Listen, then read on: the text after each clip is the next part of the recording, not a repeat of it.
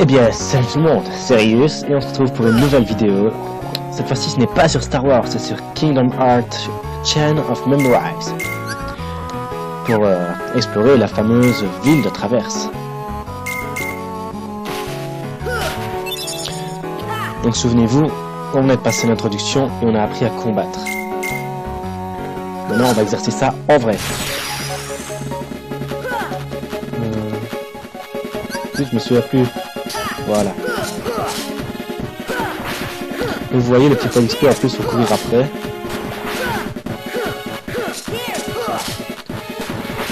Je n'ai pas encore joué à ce jeu donc voilà, à peine pour découvrir le fonctionnement.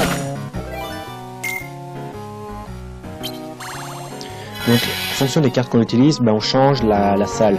Les cartes rouges sont des cartes d'adversaires, donc il y aura forcément des 100 cœurs. Les cartes bleues sont des cartes lieux sûrs. Et les cartes vertes sont des cartes bonus. Donc si on ouvre une porte avec par exemple bonus attaque, enfin, bonus attaque. Oh mais t'es logique toi. Aïe. Et le système de défense par contre est très chiant, le card break. En gros il faut lancer une carte plus forte que l'adversaire. Mais ou à 0. Mais qui fait ça? On n'y pense pas forcément. Parce qu'il faut changer de carte comme ça, là. Enfin, bon, ils sont pas très forts pour l'instant alors. Donc pour l'instant c'est plutôt du bourrinage. Mais vous verrez, ça deviendra sûrement plus. Ah, plus dur plus tard. On a bien vu avec tous les autres tomes. Au début c'était facile et puis à la fin, ça n'était pas plus que ça. On va prendre un nouveau tour. Un prochain, 3 quarts d'attaque similaire, au total 10 cartes. Bon, on va essayer ça.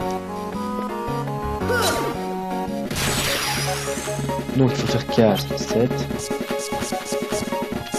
8, 5 maintenant. Rapprocheur. Oh!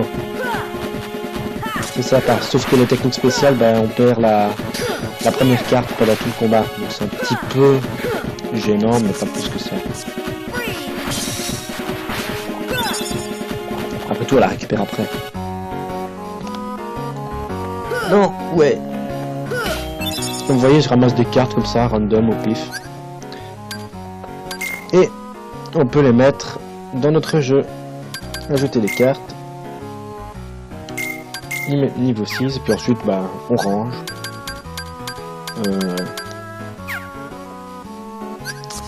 Moi, je préfère le mettre dans l'ordre de puissance pour... Parce que c'est logique. On met les cartes par ordre de puissance.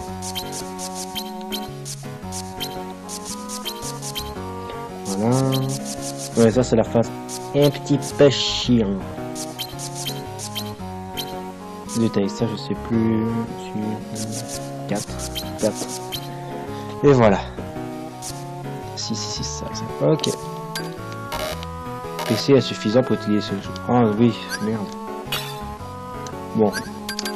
Pardonnez-moi, on va enlever la carte 1 qui ne sert pas à grand chose au final. Bon, comment on fait pour retirer? Voilà. Bon allez, après tout ce que vous voulez, c'est pas passer son temps dans le menu, c'est jouer.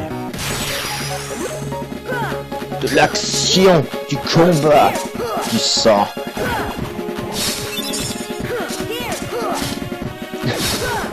Là, mais pour l'instant, l'action non plus n'est pas à son compte.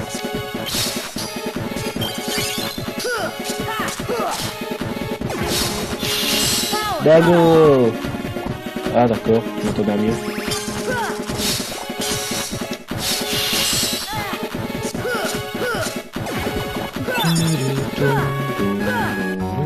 Bon, on va essayer d'avancer, on va pas combattre tous les ennemis tout le temps non plus. Ah oui, il faut trouver plus 1 tiers d'amitié. Lui assoupi comme ça, il bouge pas. Enfin, je crois que c'est ça, il dorme quoi. Oh ouais, c'est beaucoup plus facile comme ça. Ah oui, et donc, les portes avec le symbole de couronne, c'est les cartes. Voilà. C'est les cartes où il faut la clé et ça fait avancer l'histoire.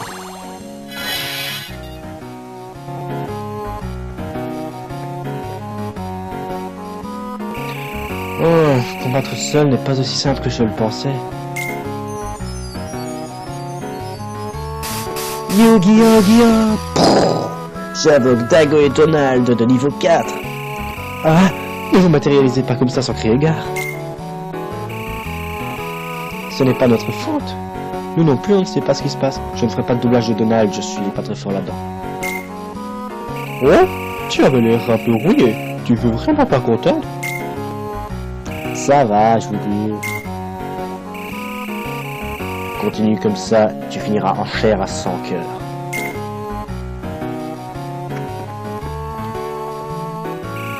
Léon, c'est toi? Que fais-tu dans le manoir Oblivion?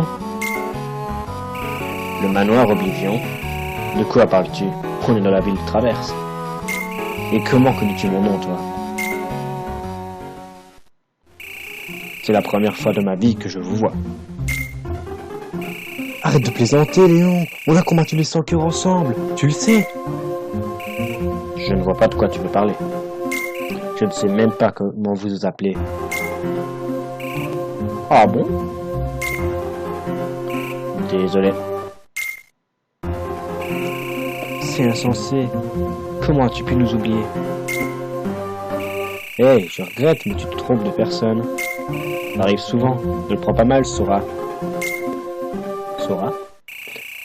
Mais, tu sais comment il s'appelle? Une seconde. Comment je connais ton nom, moi? Tu crois que Léon se moque de nous? Si c'est le cas, ce n'est vraiment pas drôle. Sora a vraiment de la peine. Qui se moque de qui, Dingo? C'est toi et Donald qui... Hein? Oh là là là, qu'est-ce qui m'arrive? Je ne comprends pas. Qu'est-ce qu'il arrivait à ma mémoire? C'est bizarre, Léon. Peut-être qu'Aéris avait raison après tout. Tadam, Yuffie! Elle a senti un pouvoir mystérieux et nous a demandé d'aller voir. Eh bien, ça y est, on a vu, et effectivement, c'est très mystérieux. On devrait peut-être ramener Sora et les autres voir Aéris. Yuffie, tu sais comment je m'appelle? Bien sûr. Et on dirait que tu connais mon nom, toi aussi. C'est un de tes amis? Non, inconnu au bataillon. Pourtant, je sais comment il s'appelle. Bizarre, certes, mais pratique. On évite les présentations. Ah ah. Ben voyons, Yuffie. Il faut toujours voir le côté positif, hein? Bon, moi je vais aller prévenir Aéris. Léon, fais-nous visiter le lieu à Sora et aux autres. À plus tard.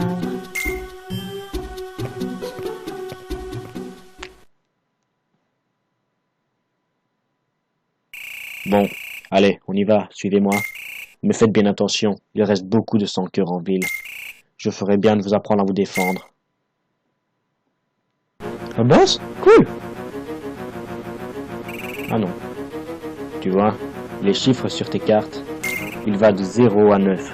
Plus le chiffre est élevé, plus la carte est puissante. Lors d'un combat, si ton adversaire utilise une carte au même moment que toi, la carte la plus forte gagne. Vas-y, essaie. 9.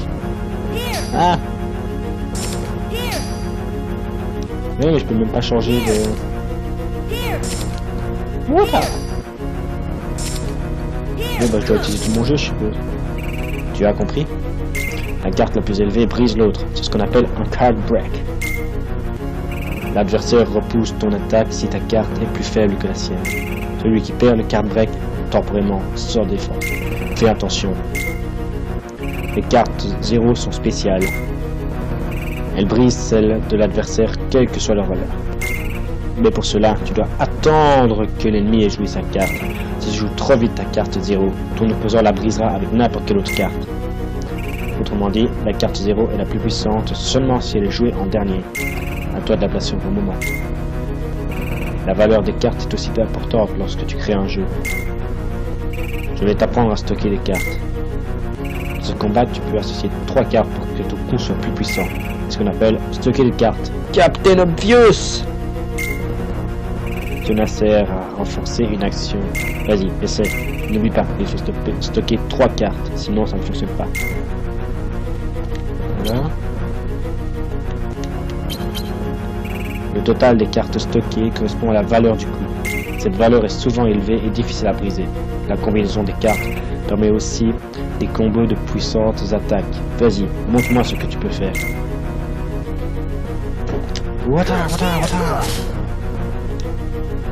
Stocker des cartes permet donc d'effectuer des attaques combo. En stockant les bonnes cartes, tu peux aussi réaliser des tours. Il s'agit de compétences spéciales activées par des cartes précises.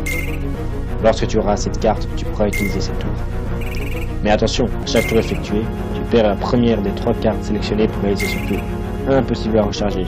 Elle ne sera disponible qu'à la fin du combat. Bref, si tu utilises trop de tours, tu perdras beaucoup de cartes durant le combat. Tu as tout compris, Sora? Oui, plus ou moins. Ça sera plus clair lorsque je me battrai pour de vrai. Tiens, j'ai trouvé ça par terre. Prends-la. N'oublie pas mes conseils et utilise bien tes cartes.